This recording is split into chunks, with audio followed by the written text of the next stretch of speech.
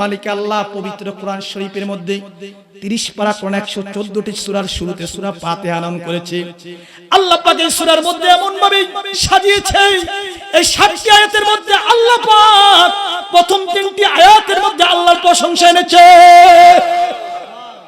আর মাঝখানে 4র্থ নম্বর আয়াতের মধ্যে আল্লাহ পাক আল্লাহ এবং তার বান্দার কথাগুলো বলেছে। আল্লাহু আকবার।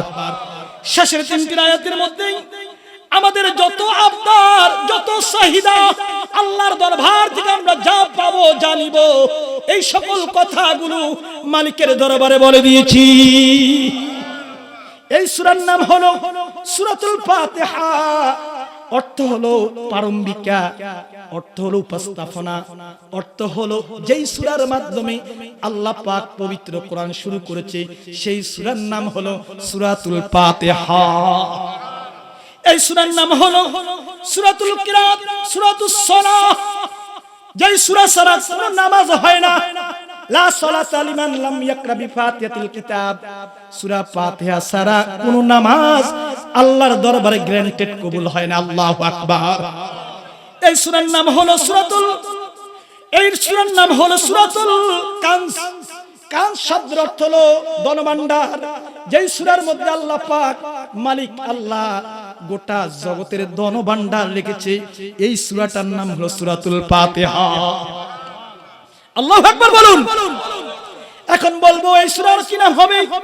গুরুত্বপূর্ণ একটা নাম হলো, এই সূরার নাম হলো উম্মুল কিতাব। আল্লাহু আকবার। এখন বলবেন হুজুর উম্মুল কিতাব মানে কোরআনের মা নাকি? আমি বলবো কোরআনের মা এই জন্য বলা হয়েছে, এর অর্থ এই নয় এই সূরা ফাতিহা থেকে 30 পারা কোরআন বের হয়েছে, অর্থ এটা না। বরং অর্থ হলো পবিত্র কোরআন 30 পারা 114টি সূরার মধ্যে আল্লাহ পাক যা রেখেছে এই সূরা ফাতিহার মধ্যে তার সারাংশ রেখেছে। সেনাবাহিনীদের পতাকার নাম হলো উম্মুন। উম্মুন হলো পতাকা। আল্লাহু আকবার। সৌদি আরবের পতাকার নাম হলো উম্মুন। উম্মুন অর্থ হলো পতাকা, যেই পতাকার নিচে সব মুসলমান একত্র হয়। সুবহানাল্লাহ বলুন। আর আল্লাহ পাক এই সূরা ফাতিহার নাম রেখেছে উম্মুল কিতাব। আল্লাহু আকবার। আমি কত কি বলবো, 22টি নাম তো 10টা বলেই ফেলেছি, আরো নাম রয়েছে। এই সূরাটির নাম হচ্ছে সূরাতুন নূর। আল্লাহু আকবার। পবিত্র কোরআনের এই সূরা ফাতিহা যারা বারবার পড়বে, আমরা যদি হিসাব করি নামাজের দৈনন্দিন ফরজ নামাজে 17 বার এই সূরা ফাতিহা পড়ি। আল্লাহু আকবার। এমনকি 32 বার সুন্নাত নামাজে এই সূরা ফাতিহা পড়ি। আমরা যদি লক্ষ্য করি এই সূরার নাম হলো সূরাতুল কানজ, সূরাতুল কুরআন, সূরাতুল কিরাত, সূরাতুল ফাতিহা, উম্মুল কুরআন, উম্মুল কিতাব, সূরাতুশ শিফা। বলবেন হুজুর এটা কেমনে শিফা হলো? আজকে একটা গোপন কথা বলে দেব, একটা ওষুধের নাম বলে দিব, আপনারা শুনতে রাজি আছেন কিনা? রাজি আছেন কিনা? বাবাজি বন্ধু আমার গভীর মনোযোগ, গভীর মনোযোগ।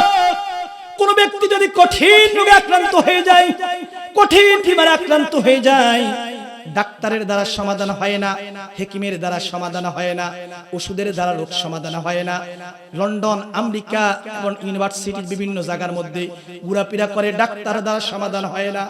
আল্লাহর এই কোরআনের 114 নম্বর সূরার মধ্যে প্রথম সূরা সূরাতুল ফাতিহা, এই সূরাটা যদি 41 দিন দৈনন্দিন 40 বার করে পাঠ করে আর ওই পানির মধ্যে দম করে ওই পানিটা পান করলে আল্লাহ পাক শিফা করে দিবে। বাবাজি বন্ধু আমার গভীর মনোযোগ।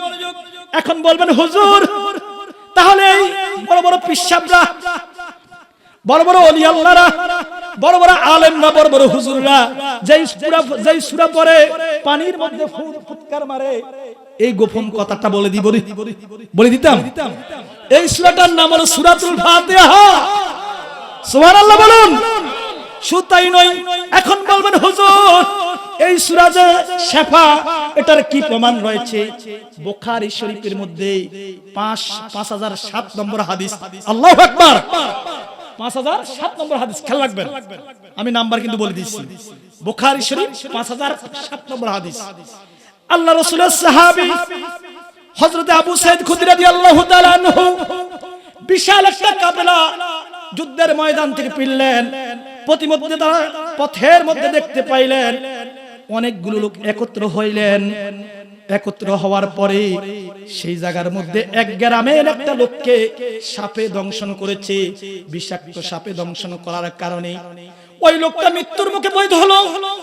এমত অবস্থায় আল্লাহর হাবিবের সাহাবী হযরতে আলী শের খোদা আলী, হযরত আবু সাঈদ খুদরী রাদিয়াল্লাহু তাআলা আনহু, বুখারী শরীফের মধ্যে রয়েছে। এই সাহাবীরা যাইয়া বলল, ও আল্লাহর গোলাম, তোমাদের কি হলো? তারা বলল, আপনারা কারা? আমরা আপনাদেরকে চিনি না, তবে আমাদের এই গ্রামের লোকটা আমাদের নেতাকে সাপে দংশন করেছে, সাপের কামড়ে মৃত্যুর মুখে পড়ে গেছে। আপনাদের কাছে কোনো ব্যবস্থা আছে কিনা? বুখারী শরীফের 5007 নম্বর হাদিস। আবু সাঈদ খুদরী বললেন, আছে। আল্লাহু আকবার। নবীর সাহাবীরা বলল, আছে। কি আছে? কয়, যে ওষুধ দিলে তোমাদের এই নেতা জীবিত হয়ে যাবে। সুবহানাল্লাহ বলুন। শুনতে রাজি আছেন নি? খুশি লাগেনি? আজকে কিছু কিছু তাফসীর মাহফিল তো শিখার বিষয়, ঠিক না ভাই? শিখার বিষয় না, শিখবেন, কিছু কিছু নিয়ে যাইবেন যাতে আপনার কাজও লাগাইতে পারেন, ঠিক না ভাই?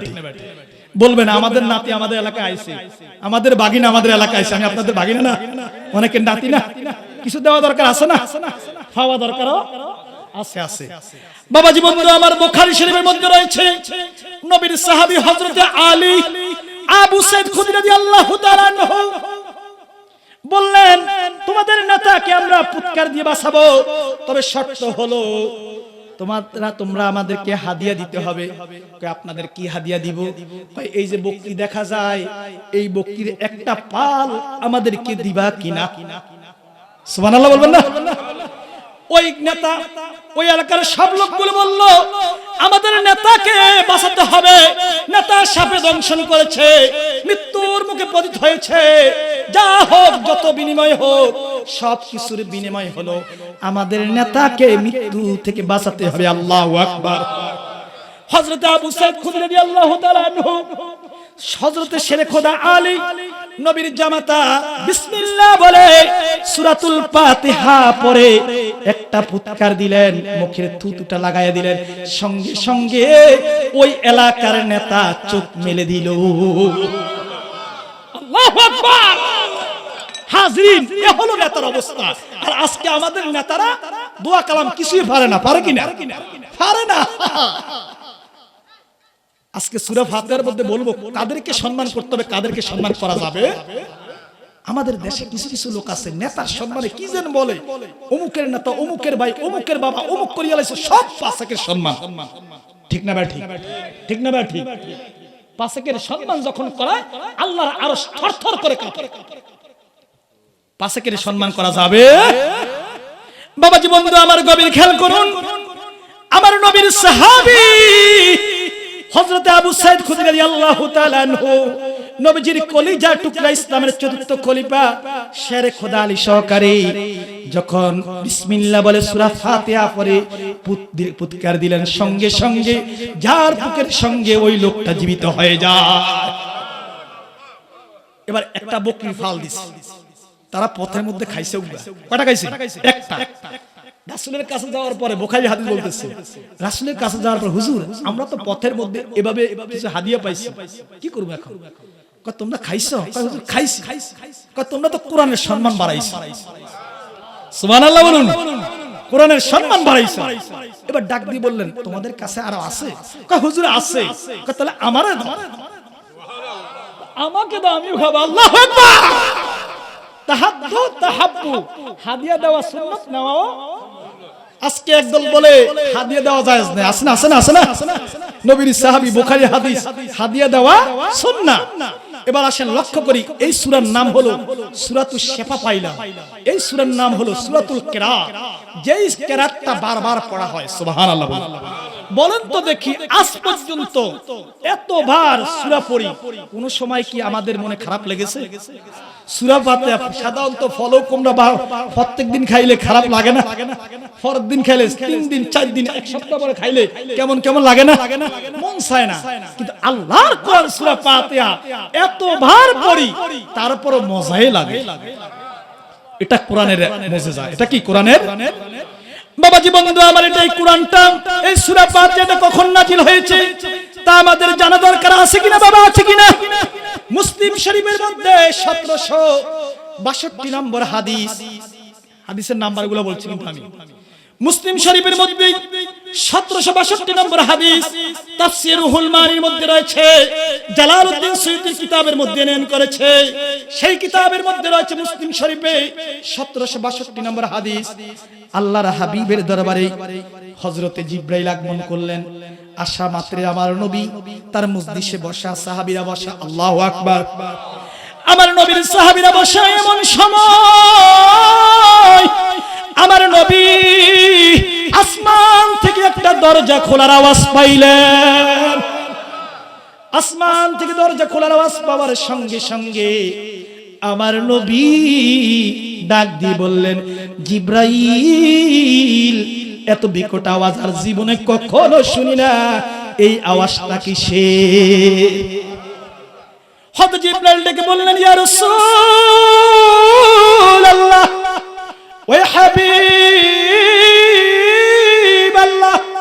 মায়ার নবী গো, এই মাত্র আল্লাহর তরফ থেকে আসমানে যেই দরজাটা খোলা হলো, আপনার পূর্বে আদম সফিউল্লাহ, ইব্রাহিম খলিলুল্লাহ, মুসা কালিমুল্লাহ, ঈসা রুহুল্লাহ, অসংখ্য নবী দুনিয়ার জমিনে আগমন করেছে, যাদের জন্য আল্লাহ পাক এই দরজা কখনো খুলেন না, কিন্তু আল্লাহ পাক আপনার সম্মানে আজকে এই দরজা খুলে দিয়েছে।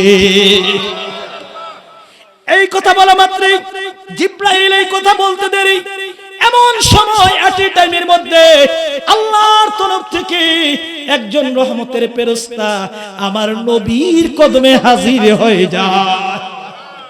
আমার নবীর কদমে এসে বলল, হুজুর, মায়ার নবী গো, দয়ার নবী গো, আল্লাহ পাক এইমাত্র আপনার দরবারে আমাকে প্রেরণ করেছে, আপনার রাসূলের কাছে এইমাত্র প্রেরণ করেছে, দুইটা নূরের সুসংবাদ আল্লাহর তরফ থেকে দিয়েছে।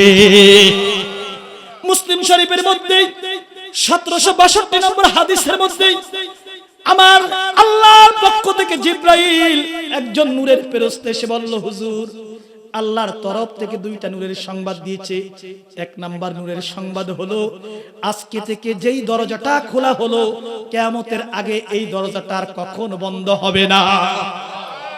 ইয়া রাসূলুল্লাহ, ইয়া হাবিবাল্লাহ, আরেকটা নূরের সুসংবাদ হলো, ওই দরজা দিয়ে আল্লাহর তরফ থেকে এমন একটা সূরা নাজিল করেছেন, যেই সূরাটা তাওরাত, জবুর, ইনজিল, কুরআন, ইনজিল কিতাবে কোন কিতাবের মধ্যে নাই, কিন্তু আল্লাহ পাক আপনার উম্মতের সম্মানে, আপনার রাসূলের সম্মানে এই সূরাটা দান করেছে। কিয়ামত পর্যন্ত আপনার যেই উম্মত পাঠ করবে তাদের আমলনামায় অগণিত সওয়াব দান করবে। আল্লাহু আকবার। মুসলিম শরীফের মধ্যে রয়েছে অগণিত সওয়াব। সবচেয়ে ফজিলতপূর্ণ সূরার নাম হলো সূরাতুল ফাতিহা। আল্লাহু আকবার। সবচেয়ে ফজিলতপূর্ণ সূরার নাম কি? এই সূরাটা পুরো 7 আয়াত বিশিষ্ট এই সূরা একসঙ্গে একসাথে একই সময় আমার রাসূলের দরবারে মক্কি জীবনের মধ্যে সর্বপ্রথম নাযিল হয়েছে। এই সূরার আগে খন্ড খন্ড কিছু আয়াত নাযিল হয়েছে, যেমন সূরাতুল আয়াতুল কুরসির আয়াতটা, আল্লাহু লা ইলাহা, এই আয়াতটা নাযিল হয়েছে। সূরাতুল আলাকের 5 আয়াত নাযিল হয়েছে। তবে পরিপূর্ণ একটি সূরা এই সূরাতুল ফাতিহা হলো সর্বপ্রথম সূরা। হাজিরি, এই সূরা এত সওয়াব, যার একটা ডকুমেন্ট আমি আপনাদের কাছে বলতেছি। আল্লাহ রাসূলের সাহাবী, যিনি ওহী লেখক, যিনি রাসূলকে বেশি বেশি কোরআন তেলাওয়াত করে শোনাইতেন, উবাই ইবনে কাব। আল্লাহু আকবার।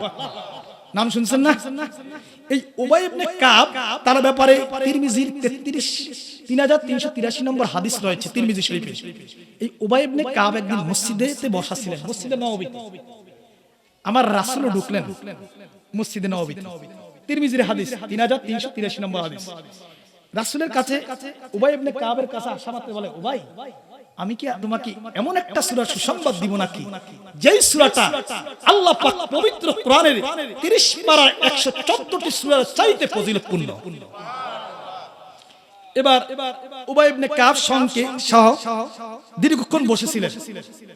এবার রাসূল বললেন, উবাই, তুমি পবিত্র কোরআনের যেই সূরাটা প্রত্যেক নামাজের মধ্যে পড়ো, মাগরিব থেকে ফজর থেকে শুরু করে 5 ওয়াক্ত নামাজে যেই সূরাটা পড়ো সেই সূরাটা তেলাওয়াত করো। পড়েন সবাই আলহামদুলিল্লাহি রাব্বিল আলামিন আর-রাহমানির রহিম মালিকি ইয়াউমিদ্দিন ইয়্যাকা না'বুদু ওয়া ইয়্যাকা নাস্তাঈন ইহদিনাস সিরাতাল মুস্তাকিম সিরাতাল লাযীনা আন'আমতা আলাইহিম গায়রিল মাগদুবি আলাইহিম ওয়ালাদ-দাল্লিন আমিন। বাবাজি বন্ধু আমার গভীর খেয়াল করুন, তিরমিজির হাদিসের মধ্যে 3383 নম্বর হাদিসে আমার নবী বললেন, উবাই রে, এই সূরা ফাতিহা যদি দৈনন্দিন তুমি নামাজের মধ্যে তেলাওয়াত করো, নামাজের ভিতরে হোক বাইরে হোক, আল্লাহ পাক তোমার আমলনামায় অগণিত সওয়াব দান করে দিবে। বাবাজি এই সূরাটা দৈনন্দিন আমরা ফরজ নামাজে 17 বার তেলাওয়াত করি, সুন্নত নামাজে 32 বার তেলাওয়াত করি। এছাড়াও এমন নামাজ পড়ি যেই নামাজ হলো নফল নামাজ, কিনা বাবা? নফল নামাজও কোন নামাজের মধ্যে সূরা ফাতিহা যদি পাঠ না হয় ওই নামাজ আল্লাহর দরবারে কবুল হয় না। বলবেন হুজুর প্রমাণ কি? লা সালাতা লিমান লাম ইয়াকরা বিফাতিহাতিল কিতাব। আমার নবী বলেন, যেই নামাজের মধ্যে সূরা ফাতিহা নাই ওই নামাজ আল্লাহর দরবারে গণ্য হয় না। বাবাজি বলতেছিলাম, কোরআন মজিদের মধ্যে সর্বফজিলতপূর্ণ, সবচাইতে ফজিলতপূর্ণ সূরার নাম কি? সূরাতুল ফাতিহা, সূরাতুল কিতাব, সূরাতুল কান, সূরাতুল কিরাত, সূরাতুল তাকাস, সূরাতুল নূর। আল্লাহু আকবার। এখন বলবো সূরা নূর কইছেন কিনলে? এই সূরা যারা দৈনিক পাঠ করবে, দৈনন্দিন পাঠ করবে, নামাজের বাহিরে পাঠ করবে, বেশি বেশি তেলাওয়াত করবে, আল্লাহ পাক কিয়ামতের ময়দানে না কবরে নামার সঙ্গে সঙ্গে তার কবরটা চতুর্দিকে নূরে নূরান্বিত হবে। এই যে রমজান মাস আসতেছে না, আইতেছি না, কোরআন তেলাওয়াত, কোরআন নাজিলের মাস। আল্লাহু আকবার। কোরআন নাজিলের মাস। একটা নফল নামাজ পড়লে ফরজ নামাজের সওয়াব পেয়ে যাবে। একটা ফরজ পড়লে 70টা ফরজের সওয়াব পেয়ে যাবে। সুবহানাল্লাহ। হাজিরি, যদি সূরা ফাতিহার অর্থ না জানেন, কোরআন পড়ে যখন নামাজে দাঁড়াবেন এই মনটা মসজিদের বাইরে খেতে, দান খেতে বিভিন্ন জায়গায় চলে যায় না? অর্থ জানলে ওই নামাজের মধ্যে মনটা ভালো মতন থাকে, ঠিক না বেঠিক? আজকে আমাদের নামাজে দাঁড়ায় ইমাম সাহেব কিরাত পড়তে আছে, মুসল্লিরা গলা খারিজ কত রকম যে শুরু করে কিনা, কিন্তু এর অর্থ হলো আমরা নামাজের মধ্যে সূরা ফাতিহা যে পড়ে ইমাম সাহেব, আমরা যে পড়ি এর তাৎপর্য জানি। যার কারণ আল্লাহর সঙ্গে কথা বলার সূরার নাম হলো সূরাতুল ফাতিহা। সুবহানাল্লাহ। আমরা যখন তেলাওয়াত করি, মুসলিম শরীফের মধ্যে 952 নম্বর হাদিস, মুসলিম শরীফের মধ্যে 952 নম্বর হাদিস, তাফসীরে জালালাইন শরীফ থেকে বলতেছি, তাফসীর রুহুল মাআনির মধ্যে বলতেছি, কোন বান্দা যখন নামাজ পড়তে গিয়ে যখন একবার তেলাওয়াত করে আলহামদুলিল্লাহি রাব্বিল আলামিন, সমস্ত প্রশংসা ওই মালিকের দরবারে, যেই মালিক কুল কায়নাতের, কুল জগতের মালিক, যেই মালিক সব জগতের মালিক। সুবহানাল্লাহ বলুন। সব জগতের প্রতিপালক। কখনো রব্বুর শব্দের অর্থ হলো আলহামদু, এখানে হামদুন এর আগে আল, আলিফ লামে ইস্তিগরাকি, যে আলিফ লাম দ্বারা আমরা নাহবিদ পড়াই ছাত্রদেরকে, এই আলিফ লাম যখন লাগানো হয় শুধু আল্লাহর জন্য নির্দিষ্ট হয়ে যায়। আল্লাহর জন্য সব প্রশংসা। সব প্রশংসা কার জন্য? আমরা এখন আল্লাহর কাছে আমাদের কথাগুলো বলতেছি, প্রথমে আল্লাহর প্রশংসা করব, তারপরে আমাদের কথাগুলো আল্লাহকে বলবো, তারপরে আল্লাহর কাছে আবদার করব, ঠিক না ভাই? ঠিক খুশি না বেজান? এই সূরার 3টি অংশ, প্রথম 3টি আয়াত প্রশংসা, মাঝখানের 4 নম্বর আয়াত আল্লাহ এবং তার বান্দার মাঝে কথা, শেষের আয়াত 3টি হলো আল্লাহর কাছ থেকে চাওয়া পাওয়া। আমরা কার প্রশংসা করলাম? রব্বুল, ওই রব, যেই রব।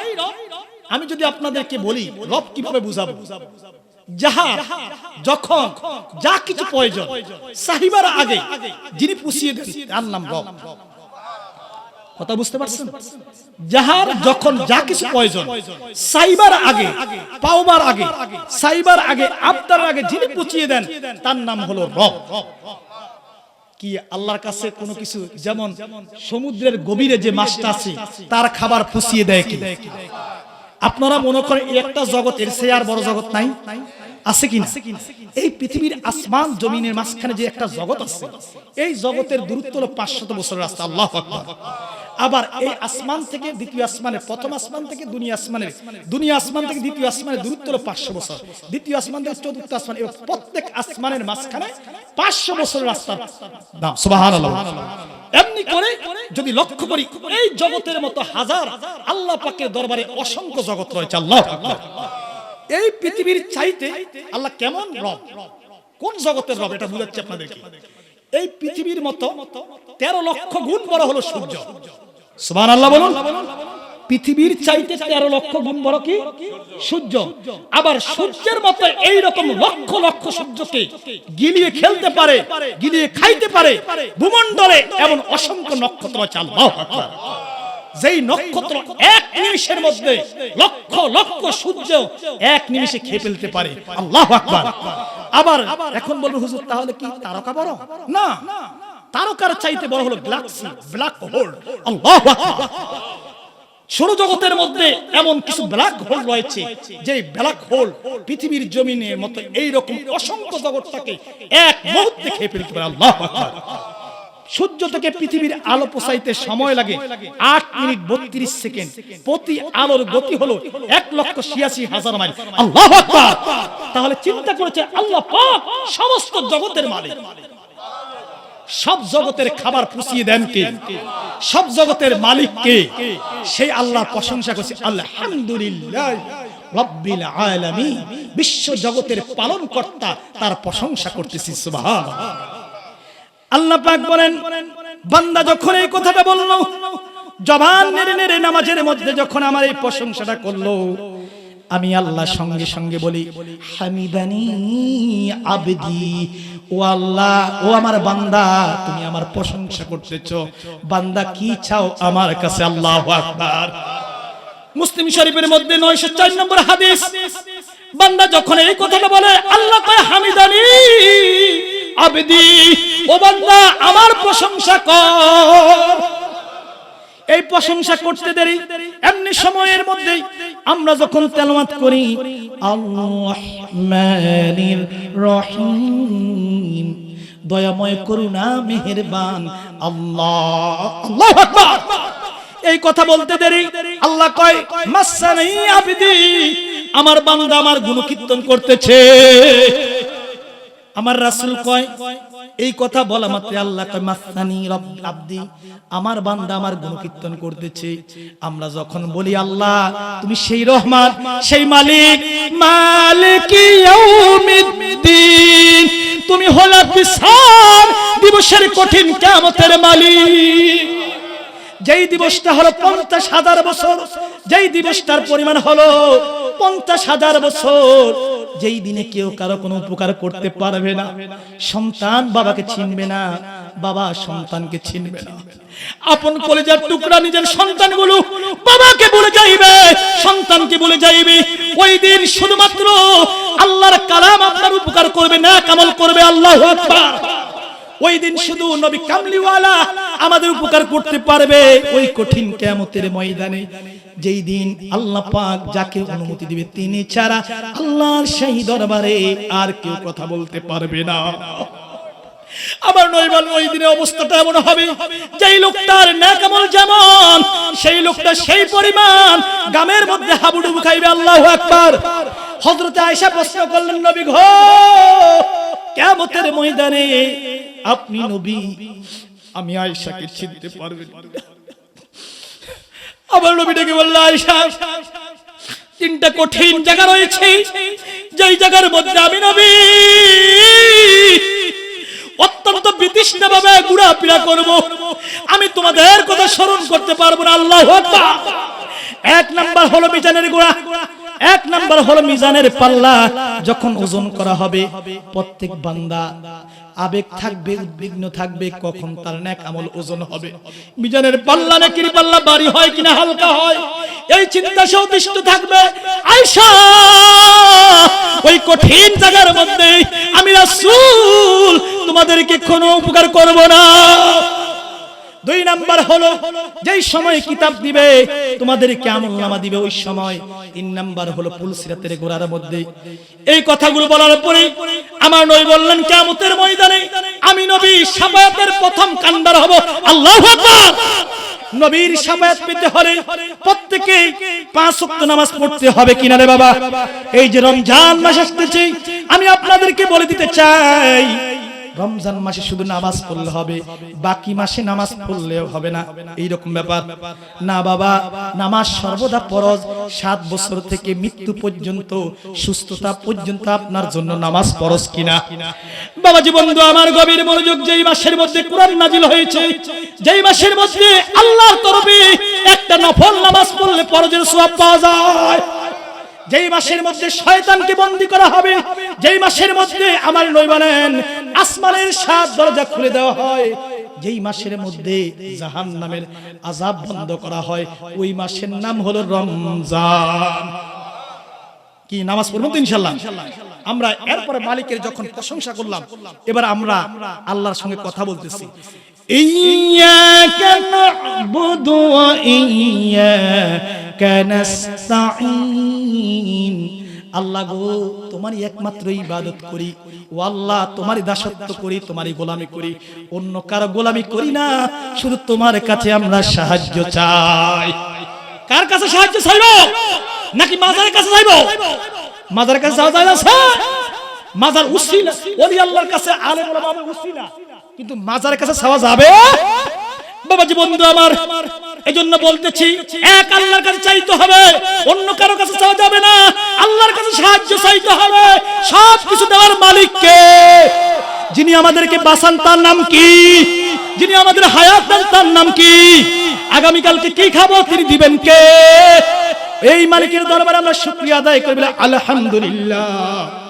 আমরা ওই মালিককে বলি ইয়্যাকা না'বুদু ওয়া ইয়্যাকা নাস্তাঈন। মালিক গো, তোমার দাসত্ব করি, তোমার ইবাদত করি, তোমার কাছে সাহায্য চাই। মুসলিম শরীফের মধ্যে 904 নম্বর হাদিসের মধ্যে রয়েছে, বান্দা এই কথাটা বলতে দেরি, আল্লাহ ডেকে বলে, বান্দার হ্যাঁ, তোর মাঝে আমার মাঝে কোনো পর্দা নাই। বান্দা তোর মাঝে আর আমার মাঝে কোনো পর্দা নাই, ক আমার কাছে যা চাইবি তা দিব। এই আয়াতটা পড়তে দেরি, আল্লাহ কয়, বান্দা চা হাজা বাইনি ওয়া বাইনা আবদি, বান্দা তোর মাঝে আমার মাঝে কোনো পর্দা নাই, আয় বান্দা আমার রহমতের কোলে আয়। এবার আমরা আবদারগুলো বলি, প্রশংসা পত্রের শেষ আবদারগুলো আমরা বলি। চেয়ারম্যান আসলে আগে প্রশংসা করি, মন্ত্রী আসলে আগে প্রশংসা করি, তারপরে তার গুণকীর্তন করি, তারপরে আমাদের এলাকার কথাগুলো বলি, তারপরে রাস্তা লাগবে, পোল লাগবে, মসজিদ লাগবে, টাইলস লাগবে, বলি কিনা বাবা? এখন আমরা মালিকের দরবারে আমরা আবেদন করি, বলি ইহদিনাস সিরাতাল মুস্তাকিম। আল্লাহ গো, ওই পথটা দেখাও, যেই পথটা হলো সরল সঠিক পথ। আল্লাহ কয়, তোমরা কোন পথ চাও আমার কাছে কইলা বলো। আল্লাহু আকবার। এবার আমরা বলি সিরাতাল্লাযীনা আন'আমতা আলাইহিম। আল্লাহ ওই পথটা দাও, ওই পথ দাও যেই পথের মধ্যে তুমি আল্লাহ নিয়ামত দিয়েছো, ওই পথ দাও। এখন আল্লাহ কই, আল্লাহরে বলবো, আমরা প্রশ্ন করি, আল্লাহ নিয়ামত প্রাপ্ত দল কোনটা? জানা দরকার আছে না? সূরা নিসা 69 নম্বর আয়াত, মাইয়ুতিল্লাহ ওয়ার রাসূল ফাউলাইকা মা'আল্লাযীনা আন'আমাল্লাহ। আল্লাহ কয়, নিয়ামত প্রাপ্ত দল হলো যারা আল্লাহ এবং তার রাসূলের অনুগত করবে। এই নিয়ামত প্রাপ্ত দল হলো 4টা। কয়টা? 1 নম্বর নবীদের পথ। 1 নম্বর কাদের পথ? 2 নম্বর হলো সিদ্দিকিন, 3 নম্বর শুহাদা, 4 নম্বর সলিহিন। এই 4টা দল হলো নিয়ামত প্রাপ্ত। আল্লাহু আকবার। সর্বশেষ আল্লাহর কাছে বলবো গায়রিল মাগদুবি আলাইহিম ওয়ালাদ-দাল্লিন।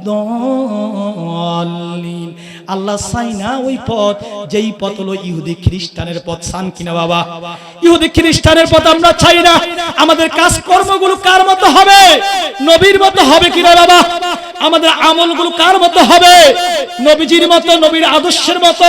এজন্য আমরা বলি কেবল করি তোমারই ইবাদত, কেবল চাহি তোমারই নিয়ামত, দাও দিশা দাও তুমি সরল পথে সিরাত মুস্তাকিম। আল্লাহু আকবার। কার ইবাদত করি? ওই আল্লাহ আমাদেরকে বলেন সরল সঠিক পেতে চাও ওলি আল্লাহর পথে যাও, সরল সঠিক পেতে চাও আলেমদের পথে চলে আসো। ঠিক না বেঠিক? নবীদের পথ, রাসূলদের পথ, হক্কানি আলেমদের পথ হলো সরল সঠিক পথ। ঠিক না বেঠিক? এই যে মাহে রমজান আসতেছে, অনেকে নিজের খেয়াল খুশি মতো লালপট্টি টাঙ্গাইয়া নিজের কি যেন খানা খায় কিনা। আমি আবদার করব, মা হাতে ধরে পায়ে ধরে বলে যায়, রমজান মাস সমস্ত জাহান্নামীদেরকে বন্দী করা হয়, সমস্ত অবৈধ জিনদেরকে আবদ্ধ করা হয়। আল্লাহর রহমতের ফেরেশতা সকাল থেকে শুরু করে 24 ঘন্টা আপ ডাউন করে। এই 24 ঘন্টায় আমরা প্রত্যেকে নেক আমলের মধ্যে কাটাবো ইনশাআল্লাহ। আল্লাহ পাক আমাদের সবাইকে সঠিকভাবে আল্লাহর গোলামি করার তৌফিক দান। আমিন আমিন। আখির দাওয়ানা আনিল হামদুলিল্লাহি রাব্বিল আলামিন। আসসালামু আলাইকুম ওয়া রাহমাতুল্লাহি ওয়া বারাকাতুহু।